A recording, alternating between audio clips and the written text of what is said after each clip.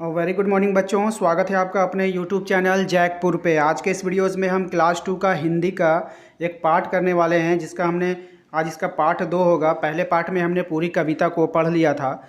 आज हम इसका करने वाले हैं पेज नंबर 12। क्या करने वाले हैं? Page number 12। पेज नंबर 12 को हम लोग देखेंगे कि इसमें क्या है इंपॉर्टेंस आपके लिए।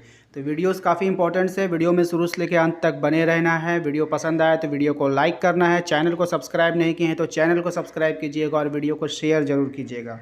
तो चलिए हम स्टार्ट करते हैं। देखिए हमारा जो पेज नंबर 12 में जो यहाँ पर जो आपको जो सवाल और जवाब दिख रहा है, इसको आपको लिखना नहीं है। यहाँ पे देखिए कह दिया गया है बातचीत कीजिए, यानी कि आपको मौखिक बताना है। आपने जो कविता पढ़ा है, जो कविता आपको हमने समझाया है, ठीक है, उसी के आधार पर आपको कुछ सवालों का जवाब देना है। आपको लिखना नहीं है, सिर्फ जवाब देना है।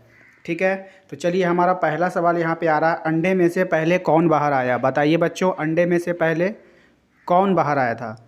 तो अंडे में से सबसे पहले बाहर आया था बत्तख का बच्चा। याद रखिएगा, अंडे में से सबसे पहले कौन बाहर आया था? बत्तख का बच्चा। दूसरा सवाल है हमारा, ठीक है ना, बत्तख के बच्चे और चूजे ने क्या क्या काम एक जैसे किए थे? तो बत्तख के बच्चे और चूजे ने कौन कौन से काम किए थे? जैसे बत्तख का बच्चा पहले टहलने गया तो वो भी पीछे पीछे गया। जब उसने गड्ढा खोदा तो चूजे ने भी गड्ढा खोदा। उसके बाद जब उसने एक केचुआ पकड़ा तो चूजे ने भी केचुआ पकड़ा, है ना। तो इस तरह से जो है काम किया था साथ में।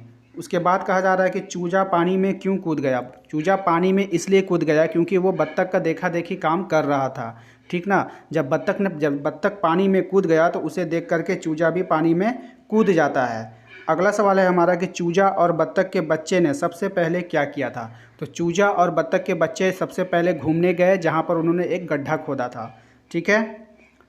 उसके बाद है हमारा, जब बत्तख का बच्चा फिर से तैरने के लिए पानी में जाने लगा तो चूजा क्यों नहीं गया? क्योंकि चूजा डर गया था, वो डूबने लगा था। उसे बत्तख के बच्चे ने बचाकर बाहर लाकर बैठाया था और फिर बत्तख का बच्चा पानी में फिर से तैरने जाने लगा तो चूजा ने मना कर दिया कि मैं नहीं जाऊंगा, ठीक है। चूजा वही काम क्यों करता था? अगला सवाल है हमारा 6 नंबर कि चूजा वही काम क्यों करता था जो बत्तख का बच्चा करता था? अपनी भाषा में बताएं। यानी आपको बताना है कि चूजा वह काम क्यों करता था। देखिए बच्चों, आपको यह बताना है कि जो बच्चे होते हैं ना, वो अक्सर बड़ों की जो है नकल किया करते हैं। उनको बहुत मज़ा आता है, जो बड़े काम करना चाहते हैं वो बच्चे भी करना चाहते हैं, इसलिए वो बत्तख के जैसा करना चाहता था। तो ये था हमारा मौखिक सवाल, जिसमें आपको सिर्फ सवाल को जवाब देना था, ठीक है, आपको लिखना नहीं था। इसके नेक्स्ट पेज जब हम कराएंगे ना तो उसमें क्वेश्चन आंसर होगा, उसका जवाब आपको लिख कर बताना होगा, तो वो मैं लिखा दूंगा।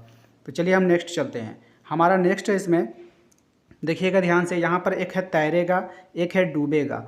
यानी आपको बताना है कि कौन कौन तैरेगा, कौन कौन डूबेगा, ठीक है ना। तो चलिए इसको करते हैं। देखिए यहाँ पे आपको कुछ दिया गया, मुर्गी। मुर्गी क्या करेगी? तो मुर्गी को ज़्यादा तैरना नहीं आता है, वो ज़्यादा देर तैर नहीं सकेगी, इसलिए वो डूब जाएगी। तो यहाँ पे आप मुर्गी लिख दीजिएगा, ठीक है, मुर्गी लिख दीजिएगा।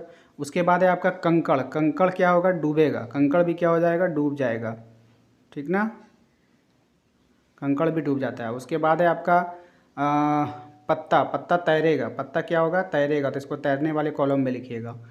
उसके बाद है आपका कौन? नाव। नाव भी क्या होगा? तैरेगा, तो इसको तैरने वाले कॉलम में लिखिए। उसके बाद है पत्थर। तो पत्थर क्या होगा? डूब जाएगा, तो इसको इस तरफ लिखिएगा।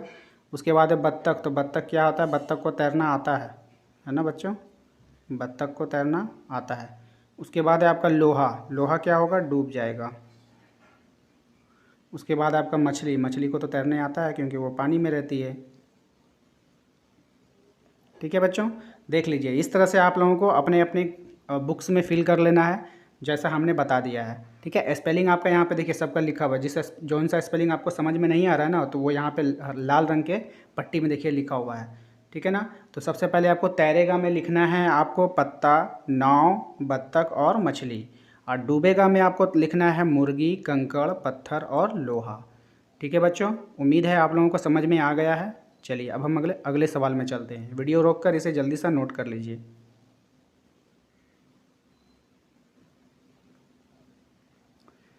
देखिए बच्चों, इस पेज का हमारा आखिरी सवाल है, देख लीजिए। इसके बाद हम लोग नेक्स्ट पेज अगले दिन करेंगे, ठीक है ना। तो आखिरी सवाल है, आपको सब बच्चे का जो है ना कौन कौन से नाम से पुकारा जाता है उससे मिलान करना है। जैसे कि आपको बता दिया, मुर्गी के बच्चा को हम लोग क्या बोलते हैं? चूजा। मुर्गी के बच्चा को क्या बोलते हैं? चूजा। उसी तरह से बकरी के बच्चे को क्या बोलते हैं? तो बकरी के बच्चे को हम लोग मेमना बोलते हैं। क्या बोलते हैं? मेमना, ठीक है। इसको इस लाइन से मिला दीजिए। गाय का बच्चा क्या कहलाता है? गाय का बच्चा को हम लोग बछड़ा बोलते हैं। क्या बोलते हैं? बछड़ा। गाय के बच्चे को क्या बोलते हैं? बछड़ा बोलते हैं। अच्छा, कुत्ता का बच्चा क्या कहलाता है? तो कुत्ते के बच्चे को हम लोग पिल्ला बोलते हैं। क्या बोलते हैं? पिल्ला। और सांप के बच्चे को हम लोग बोलते हैं सपोला। तो इस तरह से आपको लाइनिंग खींच करके एक दूसरे से मिला देना है और याद भी कर लेना है।